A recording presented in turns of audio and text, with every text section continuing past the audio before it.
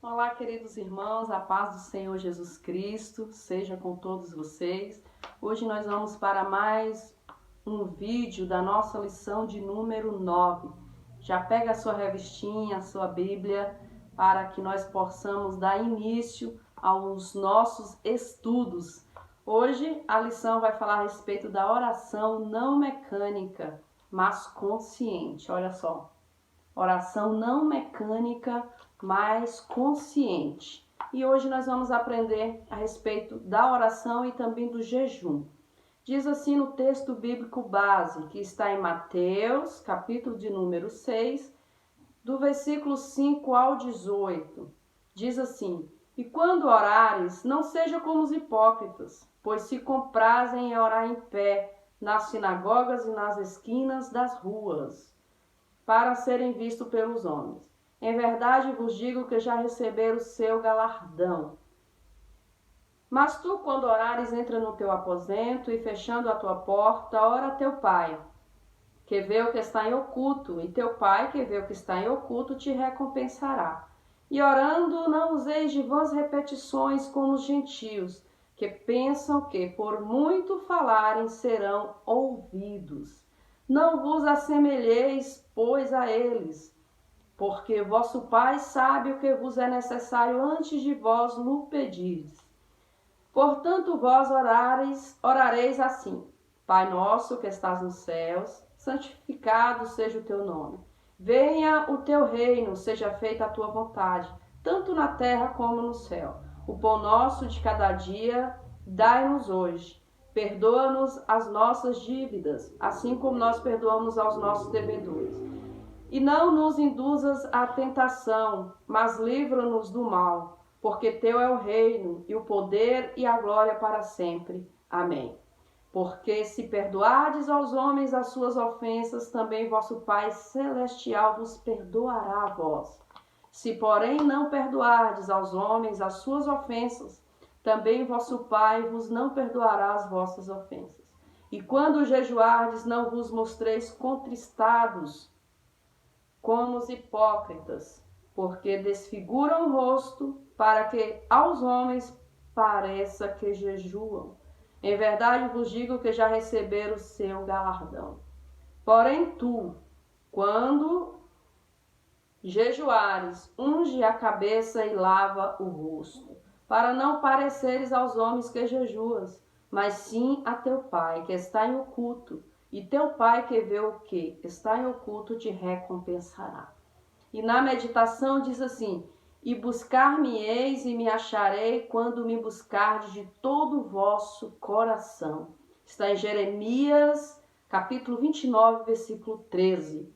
E temos na sequência a nossa reflexão bíblica, que você vai estar aí acompanhando todos os dias com uma palavra.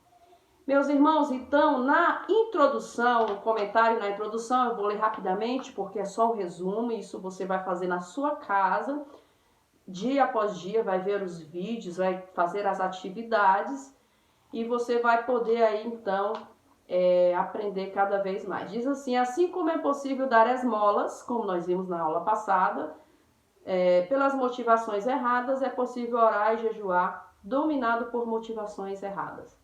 Assim como é possível realizar boas obras como fruto de uma religião meramente mecânica e ativista, é possível também orar e jejuar de forma mecânica e meramente ritualística. É o que Jesus alerta na passagem em apreço do Sermão da Montanha, que estudaremos na lição de hoje.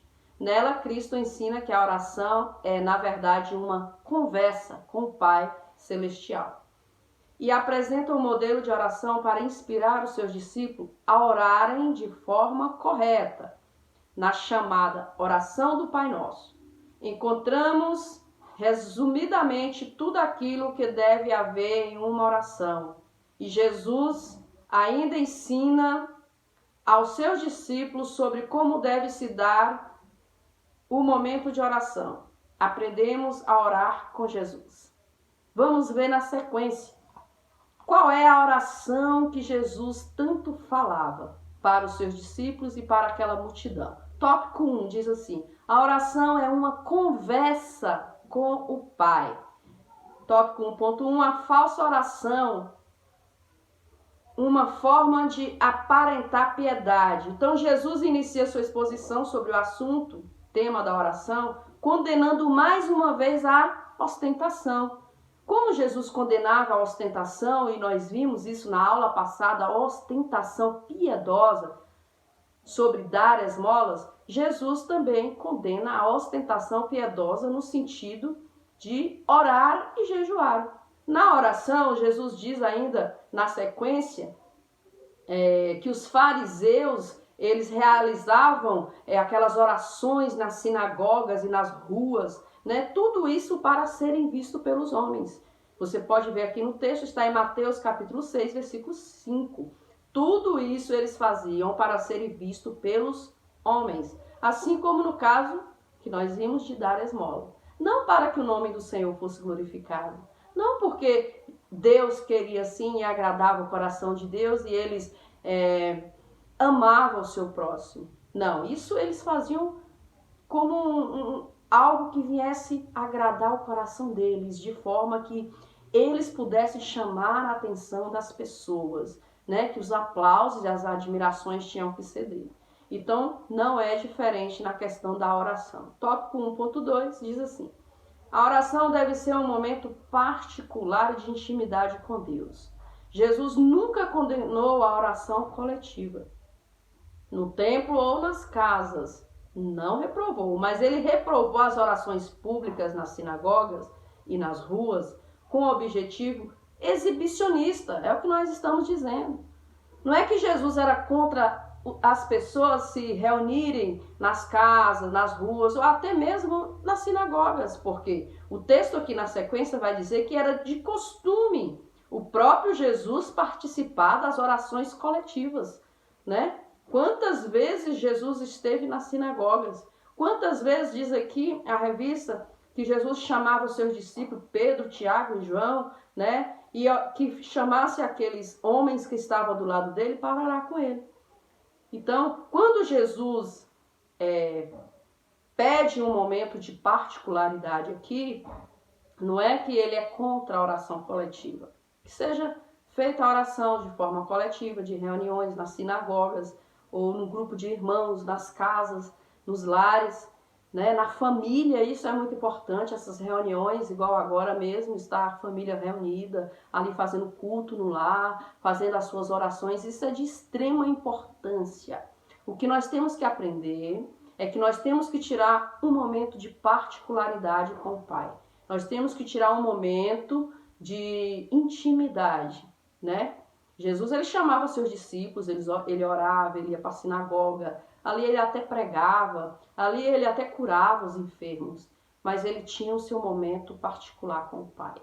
Ele diz aqui na revista, a ênfase de Jesus, porém, foi sempre na oração particular, individual, na vida privada, realizada individualmente entre o cristão e o Pai Celestial. Você pode ver que em Mateus, capítulo 6, versículo 6, a Bíblia vai dizer a respeito dessa oração. Mesmo na oração do Getsêmani, Jesus chegou a ficar só em alguns momentos. Mateus 26, pega a tua Bíblia, já olha, capítulo 26, versículo 39. Então a oração em privado é muito importante. É necessário orar com os irmãos, foi como nós falamos, com os irmãos, com os familiares, com os amigos, né? Nas igrejas, mas o momento particular, esse aí é imprescindível, tanto eu quanto você. Nós precisamos desse momento de particularidade, de intimidade com o Pai. Tem oração que nós fazemos que nós não podemos divulgar, né? Tem coisas em secreto entre eu e Deus que eu não posso, no meio de uma multidão, abrir a minha boca e falar, porque são coisas particulares, que só eu, somente eu e o Pai devemos, né? Ter ciência, tomar ciência disso. Então é na intimidade que nós falamos com o Pai e o Pai nos responde. E quando a Bíblia diz que nós entramos no nosso quarto e fechamos a porta, e em secreto falamos com Ele e Ele nos recompensa, Ele nos dá a resposta publicamente. Então essa particularidade tem que existir. Nunca podemos deixar de de trancar a porta, seja dentro de casa, no trabalho, no banheiro, aonde for. Temos que ter o nosso particular com o Pai, né? Porque a resposta virá. Em sequência nós vamos ver. Jesus afirma que o Pai recompensará os filhos que o buscam, né? E lá nós vimos também que o Senhor é galardoador dos que o buscam. Hebreus 11, versículo 6. Então nós buscamos o Pai, nós oramos em secreto e o Pai nos recompensará. E vai nos dar o nosso galardão, aquilo que Ele tem reservado para a minha vida e para a tua vida. Tópico 1.4 vai falar sobre as vãs repetições. Mas o que é isso? O que as pessoas devem fazer? Será que eu não posso usar uma palavra várias vezes? Ou será que se eu pedir hoje eu não posso pedir a Deus amanhã? Não é isso. Eu quero que você entenda nessa aula. Quando Jesus ele fala de vãs repetições, o texto está dizendo aqui, ao reprovar as vãs repetições, Jesus não está condenando todo tipo de repetição na oração. Não é isso. Ele não está condenando que você possa repetir aquela petição. Não é isso. Ele mesmo, em seu momento de angústia no Getsemane, passou várias horas em oração, dizendo as mesmas palavras. Mateus 26, versículo 44. Jesus se refere, quando ele diz isso, às repetições de formas vãs, vazias, mecânicas, né? Eram os atos que os gentios tinham de estar, aqueles costumes pagãos, de estar orando a mesma coisa, falando as mesmas coisas ali. Ele achava que falando ali a mesma coisa, que podia chamar a atenção de Deus, que Deus podia agir mais rápido, e não é dessa forma. Porque as orações dele já estavam mecanizadas.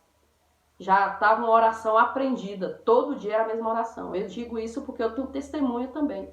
Quando eu me converti, eu conheci um amigo, um irmão em Cristo, e ele orava sempre a mesma oração. Sempre as mesmas palavras. Inclusive eu aprendi a oração dele. E eu achava engraçado porque era todo dia a mesma coisa, né? Ele não mudava, né? Ele não usava uma palavra nova, ele não usava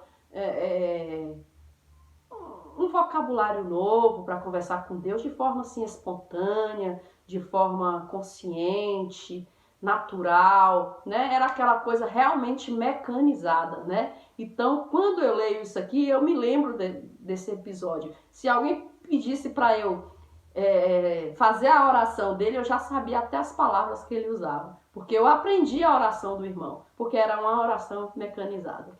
Então, não é que nós não devemos pedir a mesma coisa, sim, mas de uma forma consciente, verdadeira, que saia de lá de dentro do coração. Pai, eu preciso disso, o Senhor sabe, né, que eu preciso disso. É uma oração verdadeira e não mecânica.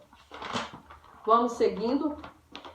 Então, no tópico 1.5, vai chamar isso de blá blá blá, né? Repetindo as orações por várias e várias vezes. Então, esse é a vã repetição. É repetir, repetir, repetir de uma forma vazia, de uma forma mecânica. 1.6, uma relação de amor sincero entre pai e seus filhos. Que relação é essa? Como que Jesus se relacionava no momento de orar? Como que ele tratava Deus, chamando de pai? Diz, Jesus orientou seus discípulos a se dirigir a Deus, chamando ele em oração de pai. Olha que coisa linda, né? A tal prática não era comum na cultura judaica da época. Mas Jesus, quando ele vem ensinando os seus discípulos, porque tudo que Jesus fazia era para que o nome do Pai fosse glorificado, era para fazer a vontade do Pai. Não a vontade dele, mas a vontade do Pai. E ele ensina os seus discípulos a fazerem isso, a vontade do Pai. Deus quer que nossos momentos de oração sejam corretamente entendidos como momentos em que os filhos de Deus se lancem nos braços do Pai, se quebranta nos braços do Pai, chora, pode sorrir, que nós possamos nos sentir bem, à vontade, saber que nós estamos falando não é com qualquer pessoa ali, mas falando com o papai, paizinho, aba, que possamos ter essa intimidade, no particular, de nos sentir acolhidos por ele. Nós vamos nos derramar, nós vamos nos quebrantar, porque nós sabemos que nós estamos no colo do nosso Pai. Amém, meus irmãos? Então, nós vamos no próximo vídeo falar do tópico 2 e no tópico 3. Aí a gente finaliza com o jejum, tá bom? Para que o vídeo não fique muito grande, eu quero finalizar essa primeira parte e nós no próximo vídeo agora, já na sequência, vamos falar tópico 2 e tópico 3. Tá bom? Que Deus te abençoe. Espero ter te ajudado aí nesse primeiro vídeo. Que o nome do Senhor seja glorificado na sua vida. Amém? A paz do Senhor Jesus. Que Deus te abençoe e até a próxima. Glória a Deus.